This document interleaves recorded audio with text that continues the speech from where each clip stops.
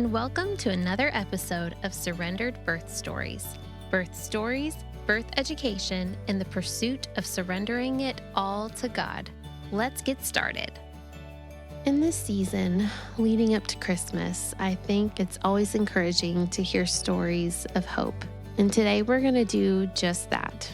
We're going to step away from talking about pregnancy and childbirth a little bit, and we're going to hear a story of hope and what a different journey to motherhood can look like. So we're going to deep dive into the world of fostering, adoption, and taking care of a special needs baby. Today, Kayla shares every detail of the journey of adopting their precious daughter, Hope, and all of the affirmations that she and her husband got to hear from God along the way. Well, welcome to another episode of Surrendered Birth Stories. I'm excited to have Kayla back with us today for the second time. She was on here sharing her first 3 birth stories and her fostering journey in episode 14. So if you haven't listened to those, go ahead and check those out, episode 14. But in case someone didn't listen to that episode yet, or maybe isn't planning to before they listen to this one, Kayla, can you just go ahead and tell us a little bit about yourself and who you are and kind of what your life is like? All right. I'll try to make that quick because I'm all over the place. Um, so I'm Kayla. I'm married to my husband. We've been married for almost 9 years now, and we have 5 kiddos. Our oldest is 7.5. Everyone has birthdays here in a few months, so I'm trying to figure out. Our oldest is 7, and then we have a 4-year-old, 2 2-year-olds. One of them is adopted. That's what we're going to talk about today. And then our newborn, who's actually 3 months old right now, which I can't believe she was just born and she's already 3 months old. But yeah, so I stay home. I run some businesses from home, and my life is usual chaos of managing 5 kiddos and homeschooling and the whole thing. So I understand completely. That sounds very similar to my yeah, life. we can relate. Yes. So Kayla, when she shared her birth stories before, I knew that she had adopted Hope, and I just felt like that deserved its own time and space. It's its own story. And I want to give Kayla the opportunity to share. I don't know why I'm talking like you're not here. I want to give you the opportunity. I want to give you the opportunity to share her story, beginning to end, and just every piece along the way, between how God led you through that, like how your relationship with the Lord was affected by that, and kind of like where you guys are today now that you're, a couple years into it. Into it, So, yeah. if you could just start by telling us, how and when did God put adoption on your heart? So, oh man, I wanna say it's always been, like, in the back of our minds. Like, I think my husband and I both have just thought, like, "Yeah, maybe one day we'll adopt." It's always been a maybe one day thing. Um, I remember, like, having dreams when I was, like, 20 years old about, like, being in a public place with my whole family, and I had this big family, and, like, some of the kids weren't mine. Like, they were mine, but they weren't mine, my biological kids, and so I think adoption's just always been on our radar. And I think when we had early conversations about it in our marriage, it was just kind of a one day thing, maybe one day. And then when we started having, we had like secondary infertility after our first. After Easton was born, we tried and tried and tried for baby number 2. And it took us, I think it was like 22 months of trying. And we had a miscarriage in between before we finally got pregnant with Everly. And that's a whole funny story too, because the Lord just really laid it on our heart during that time. I was praying. I think I was like talking, wrestling with God, praying while I was nursing Easton to sleep. He was almost 2 years old. And I was like, why do we not have another child yet? Like, why? This was a few months after we had miscarried, and I was expecting to be pregnant by then. And it was just kind of wrestling with the Lord. And it was very clearly, like I heard in my heart, God say, I've already given you another child, bring it home. And so immediately I was like, okay, we need to adopt. Like that means adoption, right? And so like there's another child out here we need to adopt. So we started looking into the process, and it like foster care was the most realistic option for us, because there's no way we could afford a domestic or an international private adoption. And adopting through foster care is free. And actually, the state will pay you while you're fostering until the adoption's final. And then your child gets additional benefits after they're adopted. So it's absolutely no cost to adopt through foster care. So that was our mindset. Like, we'll just get licensed to foster, and we'll foster to adopt. And spoiler alert, if you've ever considered foster care, fostering to adopt is actually not a thing. Like, people are like, yeah, we're just gonna foster to adopt, and that was us. We're like, yeah, we're just gonna get a baby and adopt the baby from foster care, and that'll be easy. In our first informational meeting we went to with our foster agency, there we had little name tags. I think I mentioned this in our last episode. Yeah. We had little name tags, and they said on the back of them, they had a little printed quote, and it said, uh, foster care isn't about finding a baby or a child for your family. It's about being a family for a child. And that, like, I was like, dang it. I was like, man, that that was immediate conviction on me, because I was like, wait, like, we're coming here to find a baby for our family. That's what we're here for, right?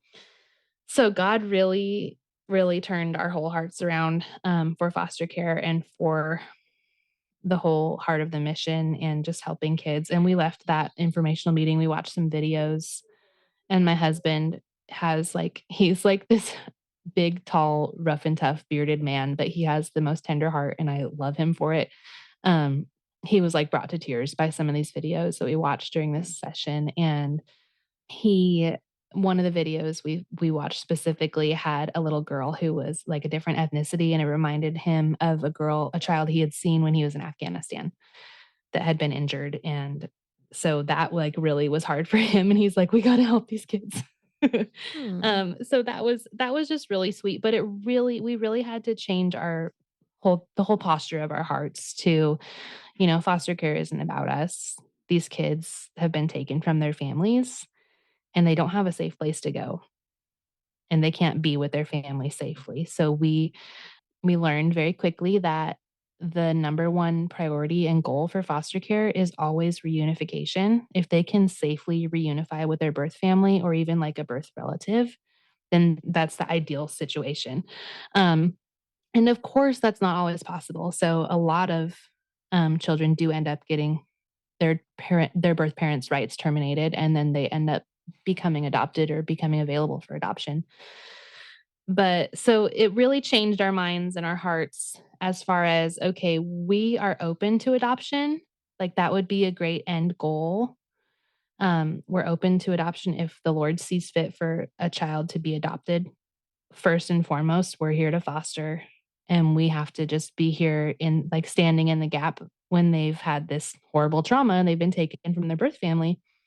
And so yeah, so then we got all lit up about foster care and started fostering. And so before Hope, we fostered, she was our fifth child that we fostered. So our first placement was a teenager, and that was another huge God thing that was not not on our radar at all.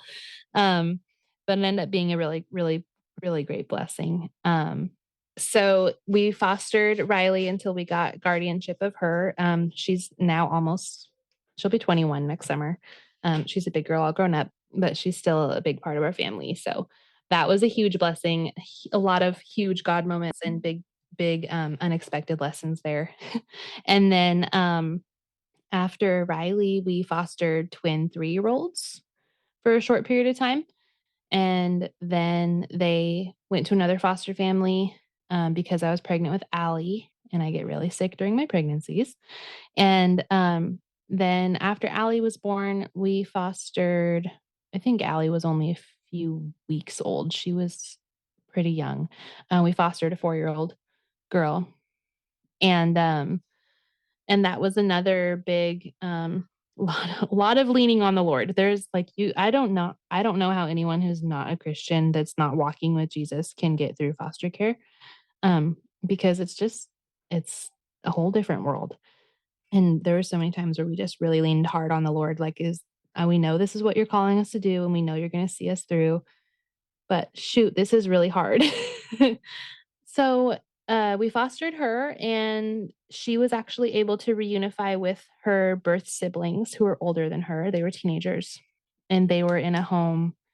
This is a really cool story. I'm not going to tell the whole story, but she had a sister who was 16 who was adopted as an infant.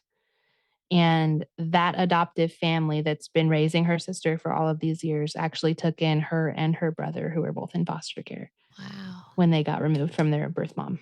Wow. So that was really great. And they live in a big city, about an hour and a half away, and they I don't want to say they're like millionaires, but they're very, very wealthy people. And so she ended up, like, of course, getting spoiled rotten to death. But so that was a really happy ending. And that's the thing, like with fostering, especially when reunification is the goal, like you're as foster parents, you're working with the birth families, you're meeting up with relatives, doing visitation or doing phone calls. We did all of our fostering during COVID. And so when we had, like, let's see, Riley came to us, our teenager, our first placement, came to us in February of 2020. So she started school at her new school, and then everything shut down 3 weeks later. So she was home with you. So she was home. Yeah, we were all together all the time.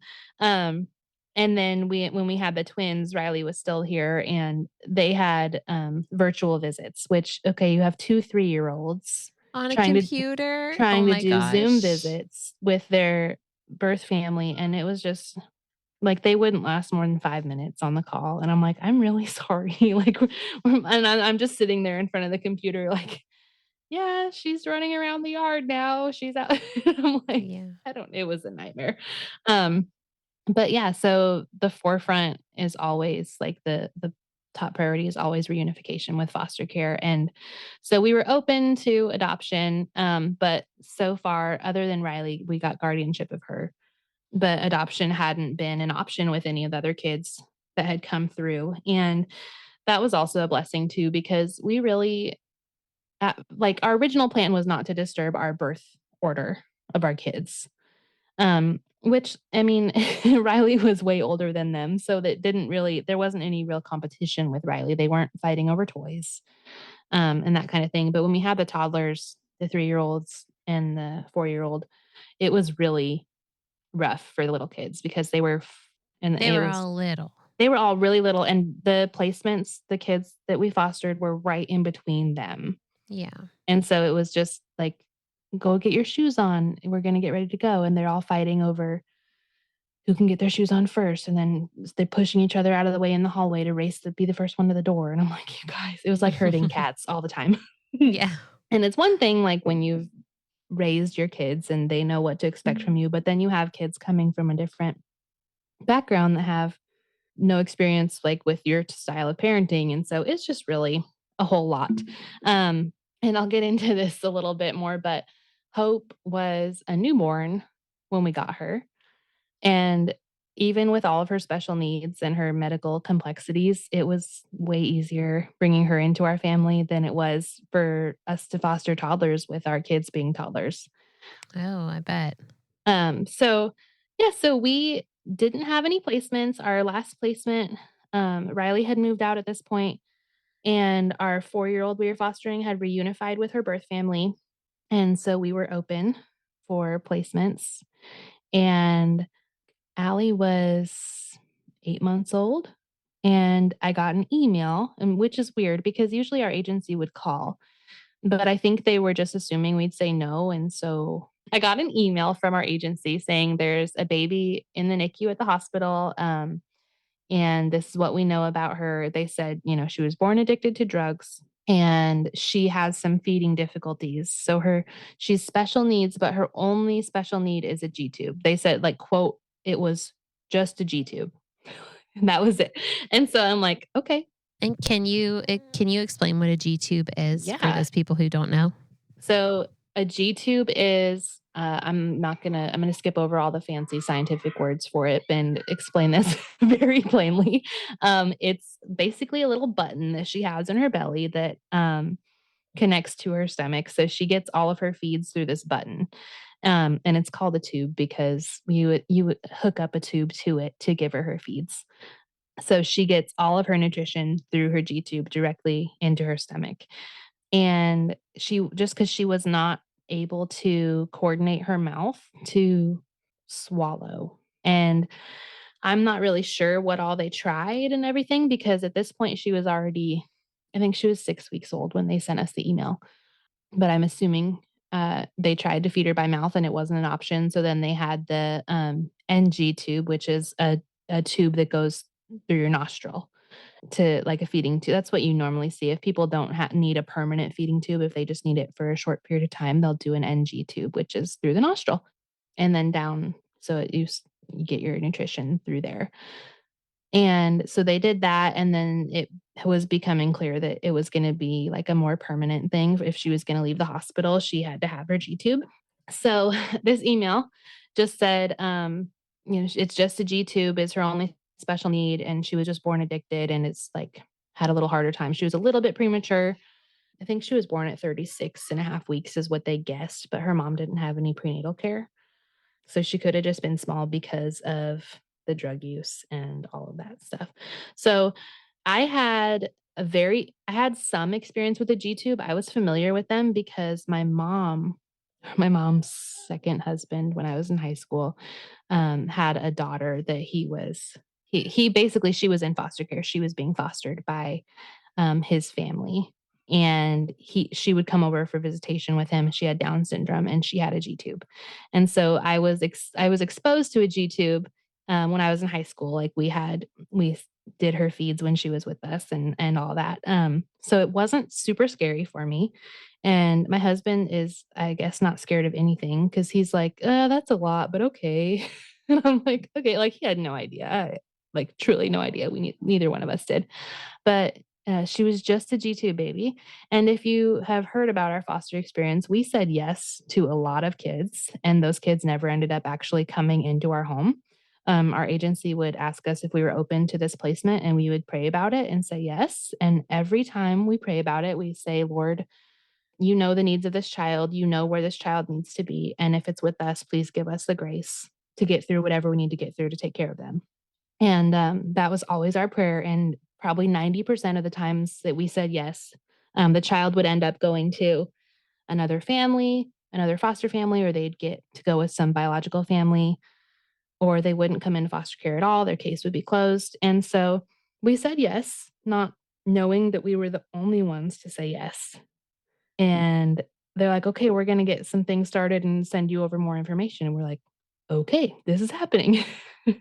So the next steps were they went through a little bit more of her medical record, and really they had no information to give us. It was just she was born addicted to these drugs, and it was anything you can think of, like all the drugs. Like she tested positive. I learned this later on once we were able to access her medical records myself. I went through and figured everything out, but they only tested her cord blood, and she tested positive for 5 different substances, and the birth mom had refused a test, so there likely would have been more in her system. So, basically, Hope was exposed to everything during pregnancy, including methadone. Apparently, mom went to a methadone clinic to try to get clean halfway through the pregnancy, and I didn't think they could give that to a pregnant woman, but anyways, that's a whole 'nother thing. So, basically, all we knew was that she was born addicted to drugs. She spent her first 28 days of life on morphine to withdraw from her drugs. And then she just had feeding difficulties. So they did a G tube. They did her G tube surgery, I think probably 3 or 4 days before we met her. And that was like then the last step to her getting ready to discharge and come home. Like once she was stable with the G tube and having her feeds through her G tube, she could go home.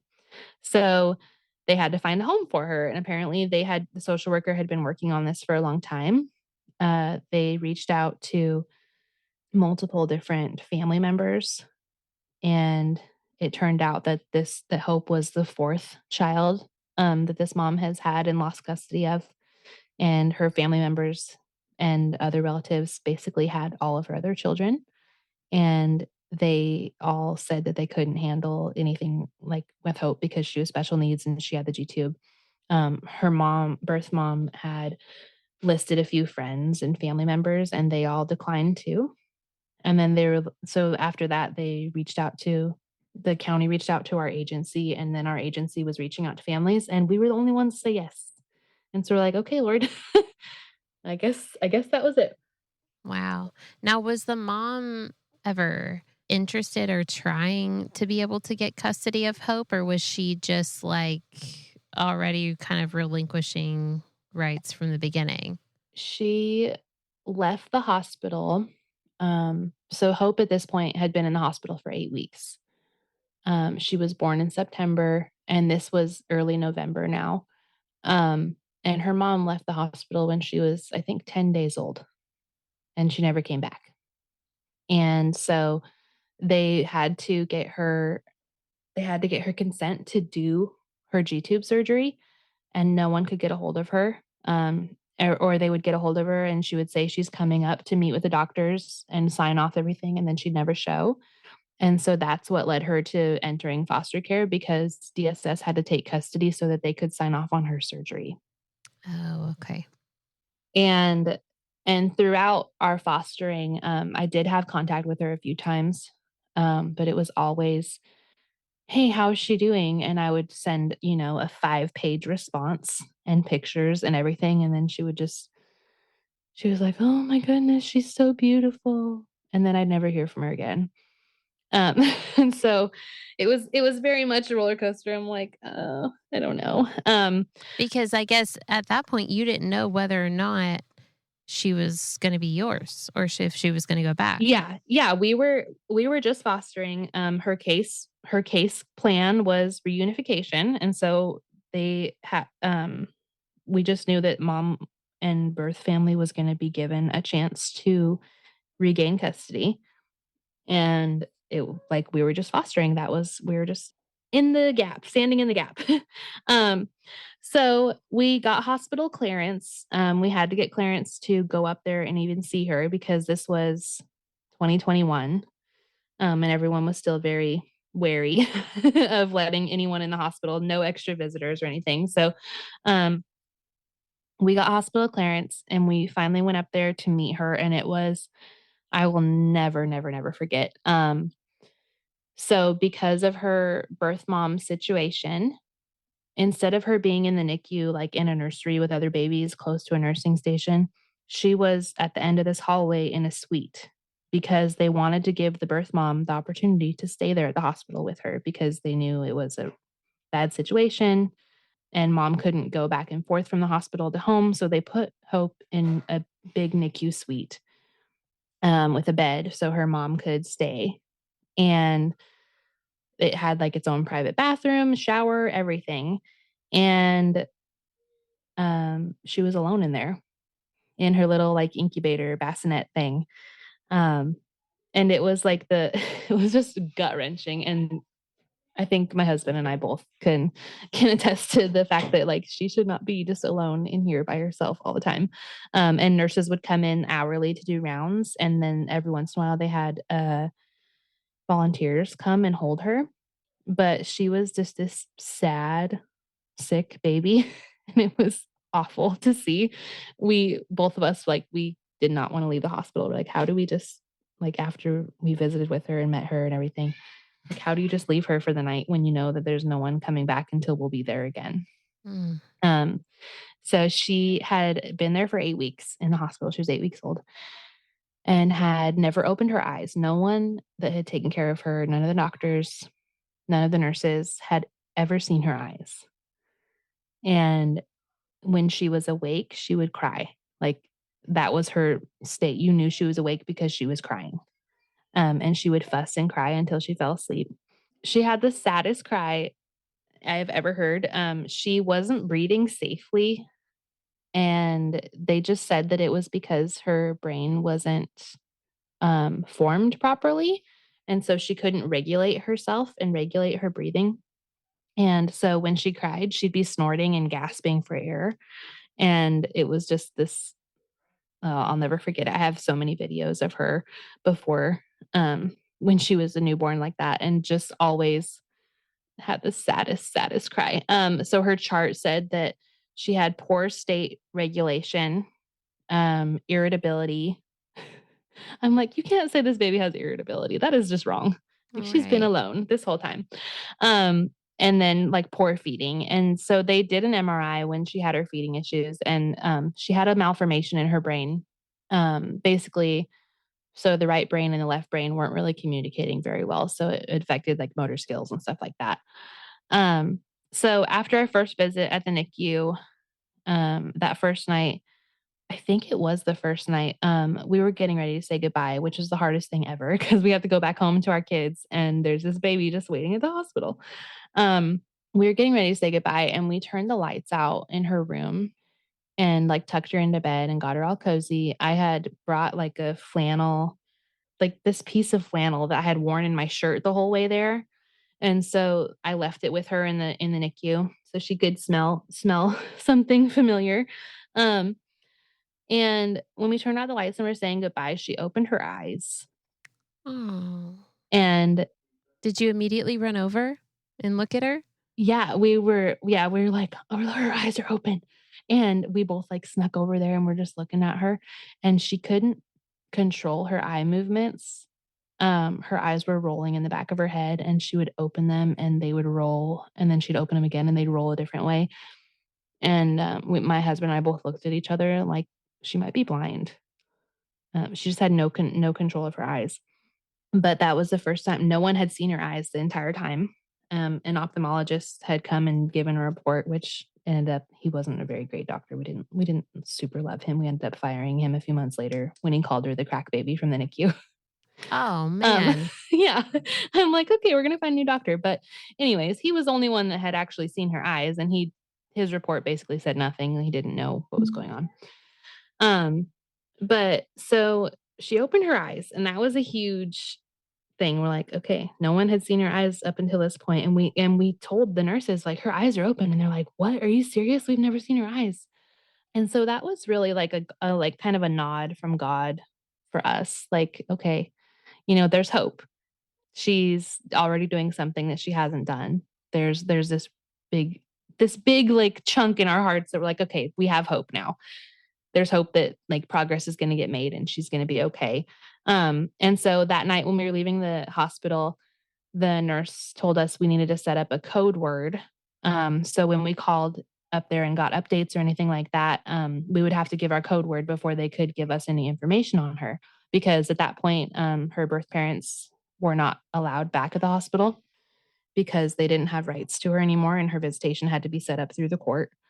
And so my husband and I think I came up with the idea, but he said he did. So I think maybe it was just on both of us, on both of our hearts at the same time, because I've retold this story and he's like, no, I said it. I'm like, no, you didn't. I said it.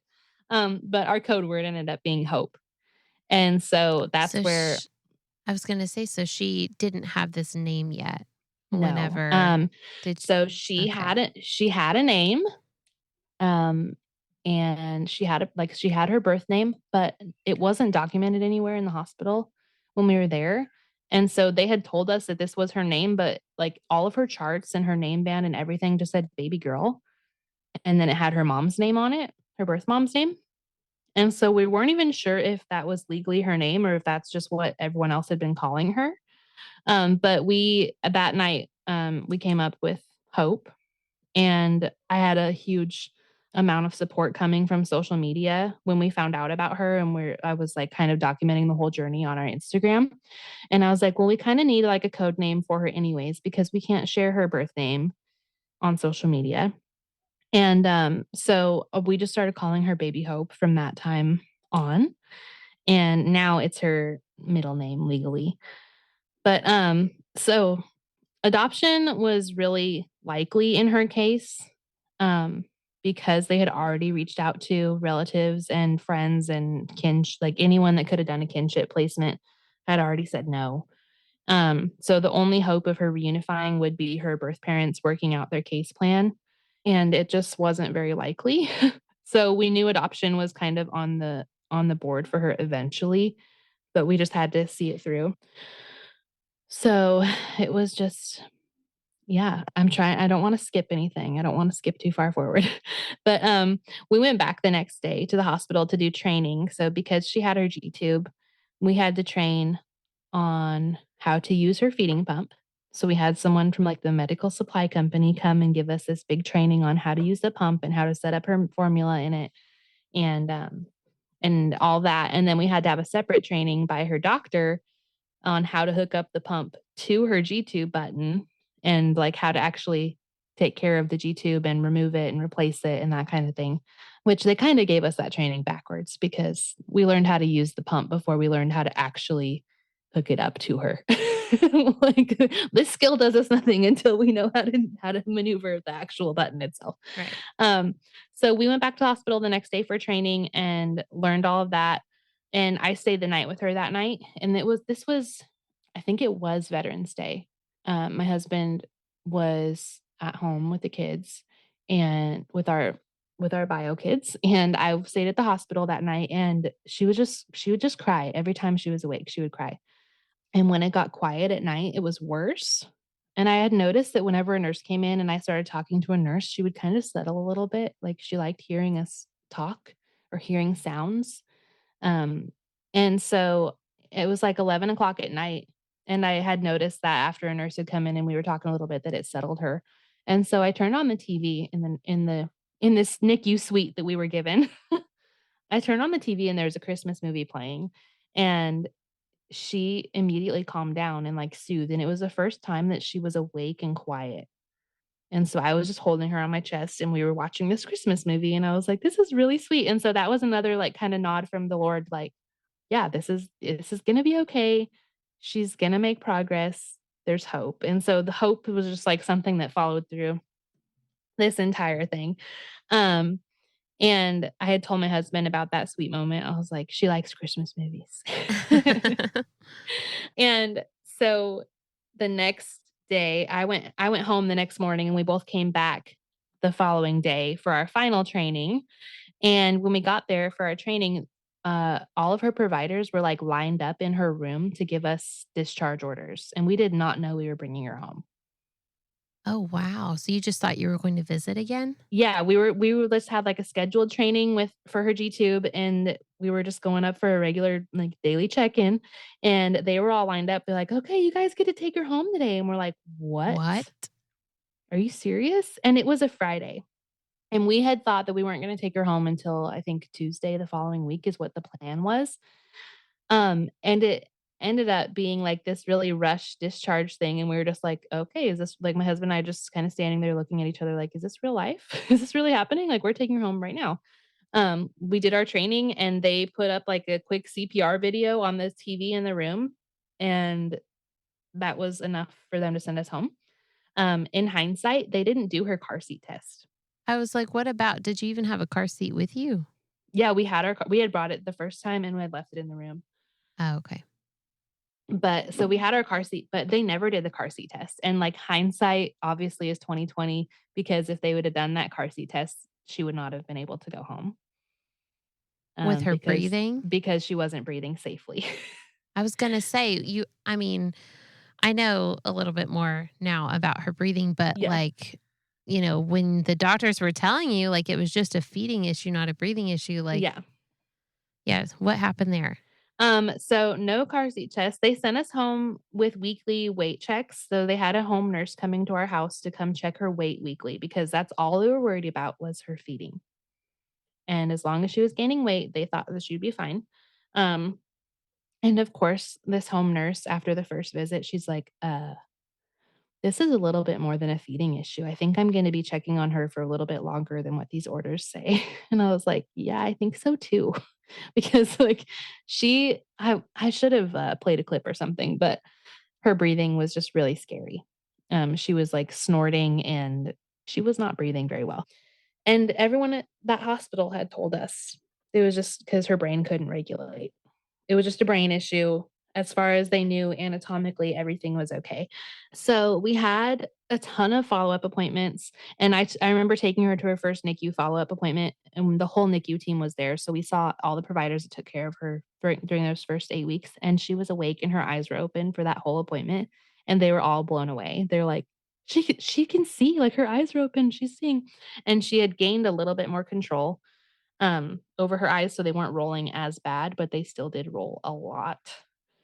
And so, one of our weekly weight checks with this home nurse, I told her, I'm like, "Okay, so we have something new going on." And she's like, "What's that?" I'm like, "Well, every time I change her diaper and I lay her on her back, her hands and her feet turn purple." And she's like, "Oh, okay, that's not good." So she put her pulse socks on her. And when she was upright, it was fine. She was at 100%. And when I laid her on her back, she would drop down in the 70s. Oh, wow. And she's like, "Okay." So she was able to work behind the scenes and get us a referral to a pulmonologist at UNC hospital. And this doctor, we took her in for this appointment, and he did the same thing. We checked her when she was upright and she was fine. And then I lay her on her back and her oxygen level drops. And we're like, "Okay, something's going on." So we had her sleeping on her belly. She was on her, like, if I wasn't holding her, she was on her belly all the time because I was So like, it only happened on her back, not on her stomach. yeah, it would only happen on her back. Her oxygen levels would drop. So I left that appointment. I had not even left. I was checking out of the appointment, and he had told us, he's like, "I wanna get a sleep study done at UNC, and I'm gonna have him rush it." He said it could be, like, hopefully it'll be this week before this weekend. UNC called me while I was checking out of the appointment, and they're like, "We can get you in tonight." And I was like, "Okay." So we went home from this appointment and packed up all of our bags for a sleep study, and got the sleep study done. It showed that she had severe apnea, and they weren't sure if it was obstructive apnea or if it was, related to her brain, like central apnea. Um, so our next step was going to an ENT, and they rushed that too and got us in. And the ENT looked at her and, like, listened to her breathe for like 10 seconds. He's like, "I think she needs a trach." And Wow. I was like, "What's a trach?" Yeah. Um, so for those of you listening, a trach is, literally, it's a tracheostomy. It's a tube that is they put a hole or stoma in the neck that connects to the trachea, and it's an artificial airway. So it's basically like a straw that goes in this hole, and then you breathe in and out, inhale and exhale through this straw, through your neck. So it bypasses your airways. Your air goes through the hole in your neck to your lungs and then back out. So you don't breathe through your mouth or your nose at all. So the plan with that was to, he said, "We're gonna admit her to the hospital. It'll be a scheduled thing, so we'll work with my schedule, figure out when I have the time to do it. We'll admit her and, do an airway evaluation. So we'll take her to the operating room, put her under anesthesia, and I'll get a good look at her airways and figure out what's going on, whether it's upper airway in her nose, like sinus area, or if it's down deeper in her throat, and we'll get an idea of what's going on and what's causing her to breathe like this. And then we'll make a decision as to what sort of intervention she needs." And I was like, "Okay." So that was the plan. They were going to schedule it for like the next week or something. And 2 days later, she got a cold, and it made everything 100 times worse. And we ended up, in the hospital, and we went to the closest hospital, and they, a few days later, were able to transport her to UNC because I was like, they already have this planned out. They were gonna see her in a few days. So she got transported to UNC, and that began the longest hospital stay ever. But before this had all happened, she was home with us for about 6 or 7 weeks. I think it was about 7 weeks that she was home with us, and we were learning all the ins and outs of G-tube and getting our minds wrapped around a G-tube. bringing extra bags, and even formula feeding is something we'd never done. Right. And so mixing formula and washing bottles and all that whole thing. So we had just kind of gotten into a rhythm with the formula feeding and getting her settled, and she was tolerating being in the swing, and she was tolerating a lot more than what we she had initially, put up with when we first brought her home. But, we still had no contact from birth mom. There was no change in the court orders or anything, so we were just kind of making these decisions, and every time something came up, we had to report it to her caseworker, who had to report it to higher ups because they had to have DSS had custody of her, so they had to sign off on everything medically wise. But in this time period, since we hadn't heard from the birth mom, the court had set up they had ordered for the birth mom to have weekly visitation. And they had even asked me if I would be the one to supervise the visitation at the DSS office because I was the only one who knew how to give her feeds through her G tube. Because no one because they have an office for visitation, a visitation center, where they have workers who will supervise the parent child like visits. And no one was qualified to take care of her. And so they had asked if I would do it. And that was something that I was like, I don't really want to see this woman. I don't want to it's really hard. And so that's another thing, like, you just really have to lean on the Lord and be like, "Okay, Lord, if this is what you want me to do," and they're asking me to be the person to supervise the visits, which usually, in all of our other experience, we would have a worker come pick up the kid from our house and take them to visitation, supervise the visit, and then bring them back home. So we had no contact with both parents, like, physically face to face. So that was gonna be a whole new thing. They had ordered visitations for her, and all that she had to do to set them up was to come into the office and sign off a waiver, a COVID waiver, saying, "If you've displayed any of these symptoms in the last 48 hours, you'll call and reschedule. You won't show up if you're sick. You won't," that just like a regular waiver release form, just agreeing to not spread COVID through the visitation center. She never came and signed the document. So she never had So she never had visits. visitation. They never said it. They never even scheduled a visit because they couldn't get her to sign the paper. And when you have a child in foster care as a birth parent, the social worker is checking on your child every month and checking in with the foster parents, but they're also coming to check on you. So the social worker was at her house once a month. And still they couldn't get in contact with her. She wouldn't let them in the house. They couldn't do, and so they're like, "You have visitation. All you have to do is sign this off." And so at that point, we had realized that it really probably would end up in adoption. And of course, we're in love with her and we're scared to death because she's not breathing safely. We're like, we have this tiny little baby, and our kids historically have been giants. And we just have this little teeny baby who's like 7 pounds, and she's smaller than any of our kids ever were. And she's 2.5 months old at this point. Um, but we had talked about, like, what would we name her if we ever were able to adopt her, and this was a really cool moment because I knew I wanted Hope to be part of her name because we'd been calling her Hope this whole time, and everyone was referring to her as Baby Hope. And so my husband and I were talking about it, and I was like, I feel like looking at her, I'm like, I feel like her name should start with an N. Like she has something with an N. And then I thought back to that moment when I turned on the Christmas movie and I was like, what about Noel or something like something Christmassy that like is a girl name? And my husband's like, no, I don't want Noel. And he looks at her and he looks at me and just kind of pauses, and my husband has this demeanor about him that he does not talk much, but when he talks, like, you should probably listen because something important is gonna come out of his mouth. And so, he just, like, kinda paused, and he looked at me, and he said, "Her name's Natalie." And I was like, "What is okay. Yeah, I like the name Natalie." And I went and looked it up, and it meant the birth of Christ.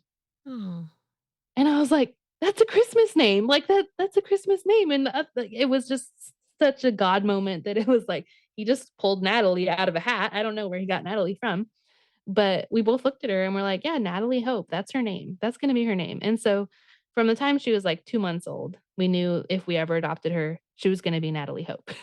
oh. Um, So at this point, she is sick in the hospital. And we have transported her to UNC. Her ENT came in and visited us in the hospital bedside. And he's like, "Y'all were not supposed to be here yet." And I was like, "I know. We were supposed to have this all planned out and scheduled." And having a kid in the hospital was all brand new to us too. We obviously I never even gave birth in a hospital. Like I've never been in the hospital. Our kids have never been in the hospital. And now we have a child living in the hospital for who knows how long because she can't go into the operating room under anesthesia for this airway evaluation until she recovers from her cold. But now she's on oxygen and they have her laying on her belly. And everyone comes in to like the nurses change shifts and they're like, "Why is she on her belly? We never have babies on their belly." I'm like, "Listen, this is Mhm. safe. This is the only way she's safe." And then they change her diaper and she'd start setting alarms off and everything. And they're like, "Oh, okay." So yeah, it was a long hospitalization waiting for her to be well enough for the airway evaluation. And then we got she finally was able to do it. They got it scheduled and she was well enough that we had it all planned out. She was gonna go through the airway evaluation. They called my husband and I into a boardroom. Like, we had to their parent hospitals are crazy. They have so many back corridors and so many, like, back ways. It's insane. I don't even know how we got to this room, but all of a sudden, we're in a boardroom on, like, the main level or I don't know. Anyways, got totally turned around in the hospital maze. But we enter this boardroom, and it's like, the whole pulmonology team and the whole ENT team, and then they have a computer up, and we're talking with, like, the hospital I don't know, some sort of representative from the hospital, giving us a briefing on what it will look like if she gets a tracheostomy, and how serious that is, and how, critical that is. And they had the computer up because DSS was supposed to be on this call with us because DSS is the one that has to sign off Sign on it. off. And we get in the room and they said, "We already talked to DSS about it." And in hindsight, we learned that during that meeting, DSS said, "Don't do a trach unless it's absolutely necessary." When we knew from what all the doctors had been telling us, the trach is going to be a safe airway and it's going to be the best chance she has of going home and not living in the hospital. Um, and DSS's reasoning, I guess, was that they were worried that we wouldn't keep her if she got a trach. And they were also worried they wouldn't be able to find another family for her if she got a trach. And so that during their secret meeting that they had before my husband and I entered the room, it basically was them saying, if there's any other thing you can try first, do that. And so nobody told us this until later on. So we went in and learned, like, did the briefing about a tracheostomy, and they told us how serious it was. And my husband and I both were like, we're both very logical people. Like, if she needs a trach to be safe and to not, be hospitalized for her whole life, then let's get a trach and we can take her back home. It's not a big deal. We'll figure it out. And I think a lot of that was the Lord carrying us through that because in our flesh, obviously, like, what in the heck? Tracheostomy is really scary. But the Lord just kind of carried us through all of that. Like things that really in hindsight are very scary weren't very scary for us because we just knew it was going to be okay. She was going to be fine. And we just trusted that, Lord, if she needs a trach, then please let them give her a trach and then we can figure it out from there. So she finally we got through that briefing. She finally, got her airway evaluation, and she goes into recovery, so we're allowed to come back into, the room to see her, and she's in recovery. Like, alarms are going off everywhere, and they're just saying, "Oh, it's just something's wrong with her sensor. They're not picking up right. They're not reading right," because she would be totally fine 1 second, and then the alarms would start going off because her levels were dropping. Her heart rate was out of control. And, um, and this was our first time seeing her come off of anesthesia because we weren't there when she got her G tube. And so we're like, well, maybe it's just her coming off of anesthesia, but she didn't have a trach when because they told us like if we see anything that says she needs a trach, we'll just go ahead and give her a trach. So the doctor comes and talks to us and he's like, we did a nasal trumpet. So the problem she's having is that her jaw is recessed. So it's pushed back further than it should be, and she doesn't have the muscle tone to keep her tongue from falling back. So everything in her airway is okay anatomically, but when she's on her back, her tongue falls back and she doesn't have the strength to pull it back forward or the coordination to pull it back forward. So it's cutting off her oxygen. She can't breathe. So he said we did a nasal trumpet. And apparently, I didn't know what a nasal trumpet was at this point, but it's basically like a straw again, but it goes up your nostril and down into your airway.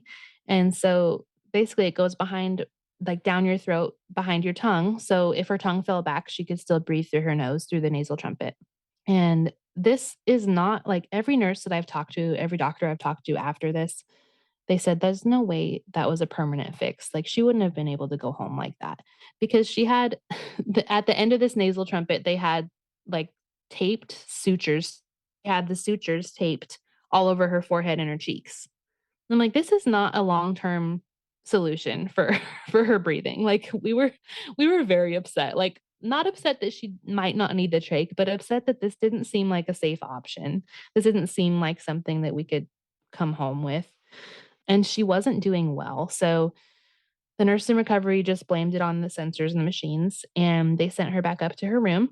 And her nurse was not expecting her to come back to the room. They were expecting her to get a tracheostomy and end up in the ICU and not on the general floor. And they took her back to the general floor. And she's like, "Why are you guys back?" And I was like, "Oh, just wait till you see her face." And she had this nasal trumpet. Her alarms continued to keep going off. Her heart rate was out of control. And then she started bleeding through her nasal trumpet. Like the airway that they had given her had blood coming out of it. And we're like, guys, this is not right, right? This isn't good. And her nurse got to the point where she's like, okay, I'm gonna have to call a rapid response code. And if you've ever been in a hospital for a period of time, you'll hear on the intercom, it'll say rapid response to this XYZ room. And that's basically a team of doctors that are on call to do a rapid response, which means the patient is unstable and needs to be moved to the ICU quickly. And so instead of waiting for the specialist to come in and consult and decide and make the decision, when they call a rapid response, all of the providers that are on that rapid response team show up in the room. They all discuss within themselves, and it takes about 5 minutes, and they make the call, and then they transport her to ICU. And so the nurse came in and told us, she's like, I'm going to have to do a rapid response code. She needs to go to the ICU. Like, this is not safe. So then she like warned us, thankfully, because we didn't know what a rapid response was. And then all of a sudden there was 20 people in the room and people consulting, and like basically they did rounds on her during an emergency situation. And it was like a lot like a TV show or something. Like it didn't feel like it was real life. Like this is our little baby. And the ENT had told us, he's like, we did a nasal trumpet. This is what we found. He said, if the nasal trumpet doesn't work, I'll put a tracheostomy in next Friday. Because that was his day that he had open for surgery. And we're like, okay. So what do we do until next Friday? Yeah, so we just gotta hang in until Friday. And that really kind of cemented the fact that this wasn't actually the best call for her. This wasn't the best option for her, but DSS had kind of pushed that they didn't want her to get a trach if she didn't need a trach. Right. We're like, okay, this isn't working. So they ended up transporting her to ICU, and then they sedated her because she was so upset with the nasal trumpet.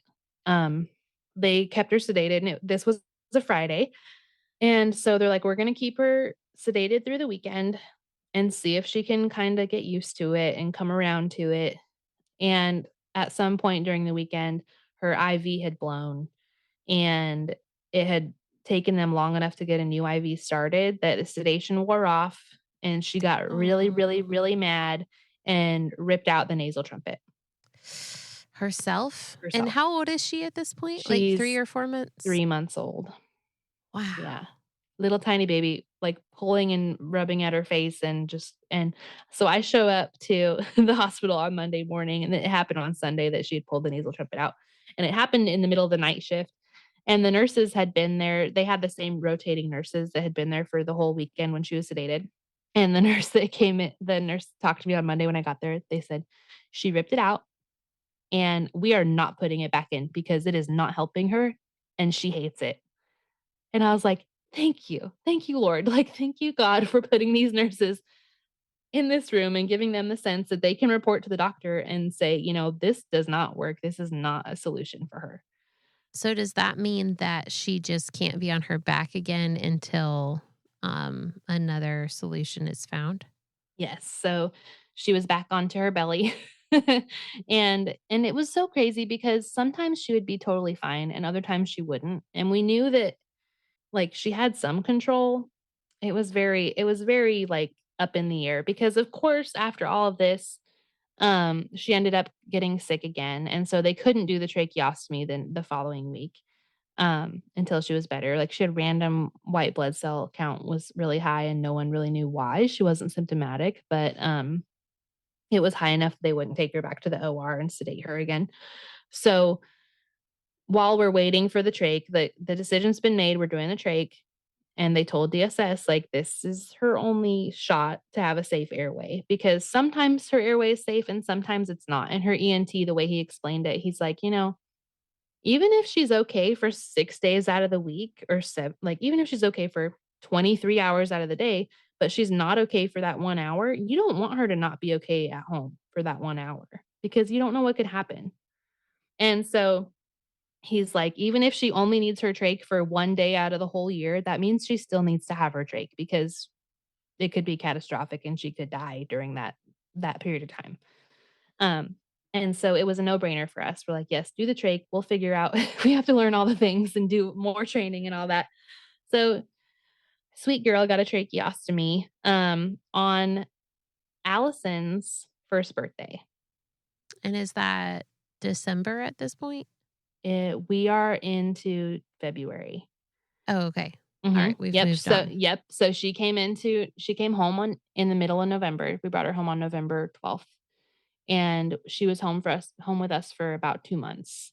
Okay, okay, okay. So we had her home for Thanksgiving and Christmas, and then January, she went back into the hospital For all of this. for all the things. And then February, she had her tracheostomy surgery, and it was on Allison's 1st birthday. So she was let's see, how old was she at this point? September. 5 months? Yeah, she was 5 months old when she finally got her surgery. We spent a long time in the hospital. Um, Yeah.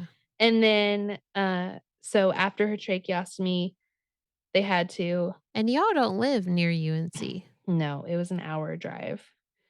Um, Okay. Man, it's like an that's hour and 5 minutes, and we actually were blessed, with the opportunity to stay at a Airbnb close to UNC.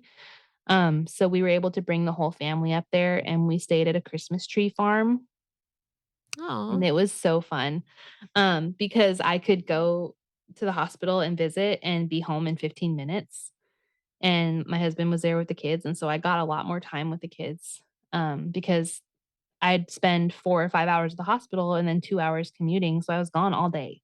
Yeah. Um, and so we were blessed with the opportunity to stay at an Airbnb. We had actually a bunch of, friends and some friends from social media, all contribute to pay for our Airbnb so we could spend a week up there Wow. during all of this, and that was during her surgery. It was the week she had her surgery, and she was sedated. They don't want her moving at all for the first week because they have to change out the trach every week, and so that first week's really vital that she doesn't move or like it's allowed to heal as much as possible before they do that first trach change. And so most babies are actually like little tiny babies are usually given like paralytics. So they just really cannot move during Wow. that whole first week, but she didn't need it that bad. But that there was another God moment. I think it was the day after her surgery. I was just sitting in the NICU with her, and she's in like a community NICU now. It's not a private suite room. She's like there's 5 or 6 other babies and all their families in the same little pod. And so I'm sitting at her bedside and the nurse comes in and the nurses are talking, the doctors are talking, and as soon as I start talking, she starts wiggling. Hmm. And they're she understands, she knows that you're there, she can hear you, and she wants to, like, get close to you, but I couldn't hold her at this point. And Oh, were you so allowed to touch her? no. Oh, Yeah. And they're like, "Honestly, if you're gonna be here, you need to not talk." And I was like, "What?" So it was the most bittersweet moment ever because obviously I need to stay away from her because she knows I'm her mama. They don't want her to move. Yeah. But she knows I'm her mama, so it's so sweet that she recognized my voice out of everyone in the room, and, like, she wants me to hold her, she wants me to be close, so that was a really, really bittersweet moment because she recognizes me as her mom, but also I shouldn't be there if I'm gonna talk. Like, I can't hold her or touch her or talk to her or do anything, so I'm just sitting there looking at her all day. But it was a really bittersweet time. So we did all of our training. She was super stable when she got her trach, didn't even need oxygen, didn't need like, they had her on a ventilator just because with when she was sedated, she needed to be on the ventilator because she was so sleepy that she would just, like, not wanna breathe for herself, and she'd start breathing really slowly because she was kind of out of it, and so, but once she was off the sedatives, she was breathing room air through her trach, and she was totally stable. So we started doing all of our training to bring her home, and of course, during this time period, our whole household gets COVID. Oh, nuts. And so it was during the same time period that she was healing for her first week. So it worked out. The Lord was very gracious in that we all got COVID. Um, and she didn't because we weren't around her and we weren't touching her or handling her. And then we couldn't go back to the hospital for like 10 days. So I was watching, they had video monitors at her bedside. And I was calling the hospital like 6 times a day. And I'm sure I drove them all crazy.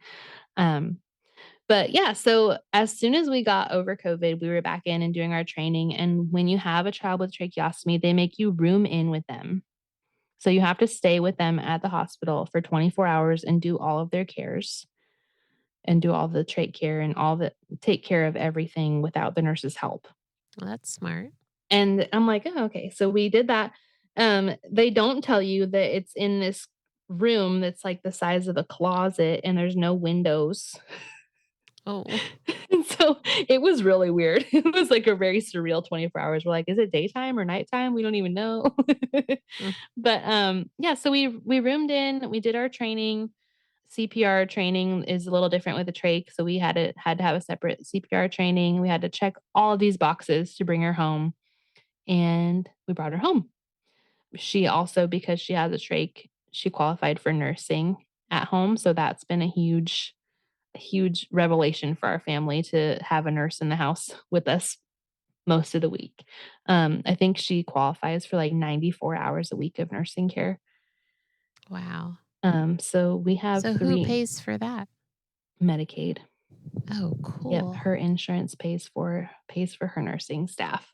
And kids who are in foster care get in North Carolina at least, they get Medicaid through their adulthood.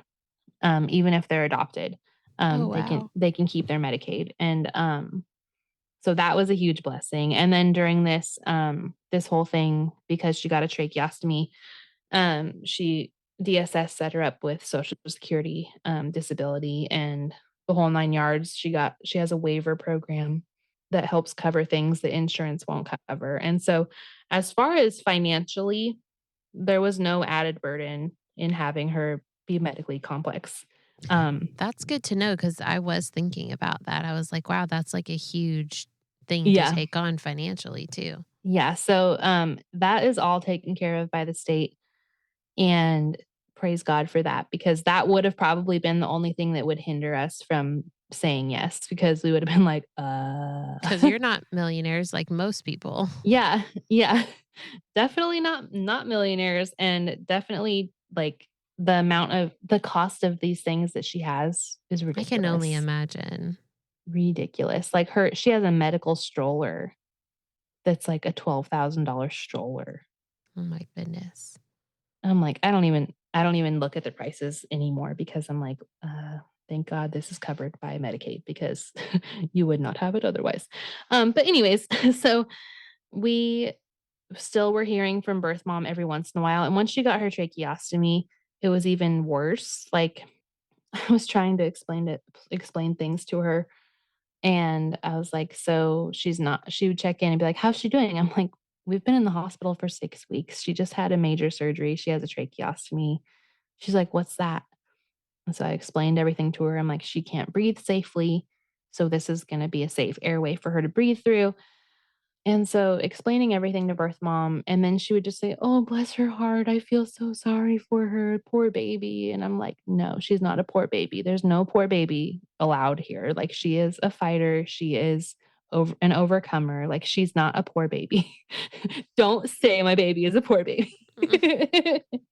um, so yeah, her case as far as DSS and the courts were going, because we still continue to say yes to keeping her, and DSS was so overwhelmed with how complex she ended up being medically.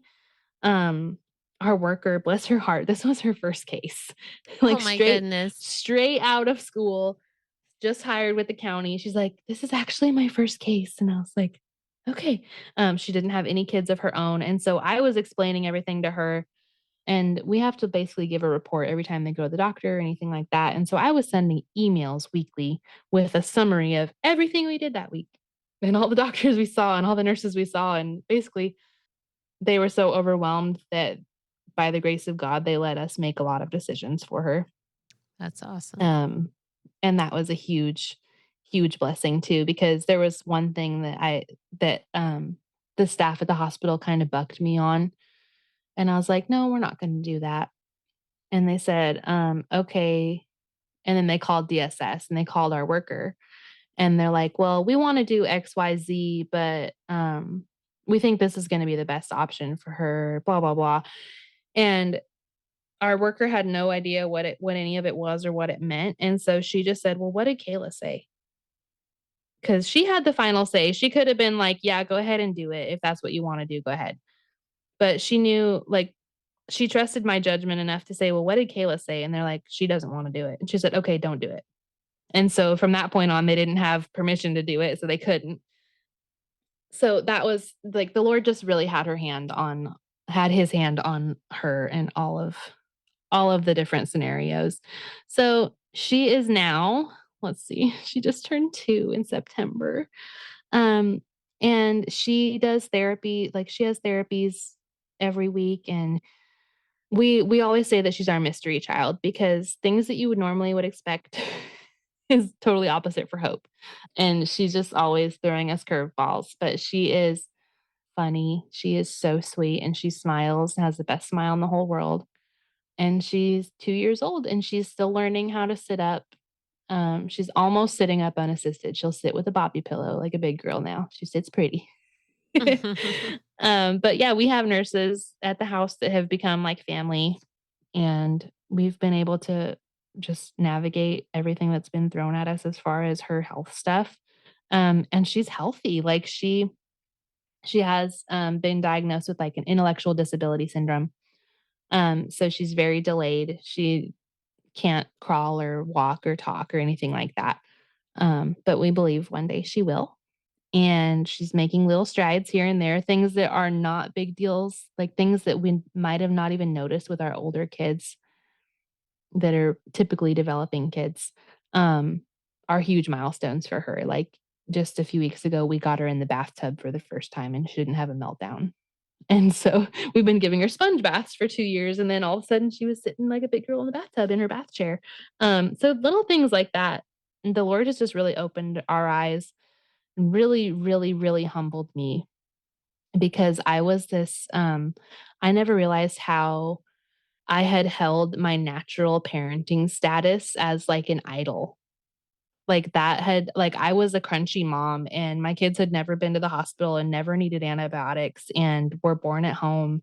And I never realized how much pride I had in that and how like sinful that pride was until the Lord was like, "Okay, now you have a child who is on medication daily and which she's not anymore, by the way, praise God." um, who is like spends long stints in hospitals, and you have oxygen tanks in your house now, and it's a totally different world with Hope. And the Lord has really humbled me in that, there's not anything lesser than, like, I'm not a lesser parent because I have to rely on those things. And I think before we had Hope, I would have been like, "Oh, you could have avoided that if you would have done XYZ remedy," you know? And it's just really really knocked me down off of my high horse. And I praise God for that because I didn't even realize that was a problem that I had until I all of a sudden had a baby in the hospital. And people were like, well, did you try doing this remedy? And I was like, listen, yes, I She's did. not right. She's not breathing. Yes. Yeah, yeah. Like this is a little bit more. Yeah. So it's just been an incredible journey and it's been so amazing to walk through and just look through. It's just been amazing. So the courts decided to expedite her case because she was medically complex. Um, and they petitioned to terminate birth parents' rights sooner than they typically would. So we were thankful for that because things were headed in the adoption um, in towards adoption. Things were headed towards adoption. Um, and we were excited because typically in North Carolina, at least, they want to have permanency within a year. So if a child is put into foster care, the goal is to have permanency within a year, whether that means them going back and reunifying or if it means them being adopted or anything like that. Which that's the goal, but that is not not realistic in most cases.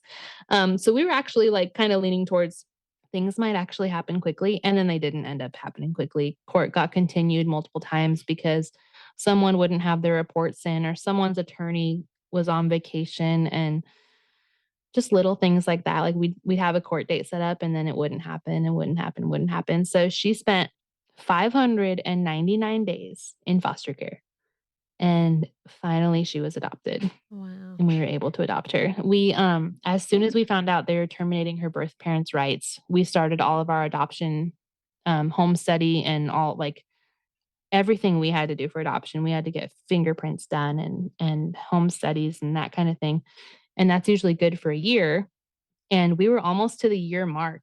Like we were almost to the point. It took so long for them to like push things through the court process that we were almost at that year mark where we would have had to start all over again if they wouldn't have finalized her adoption when they did. Wow.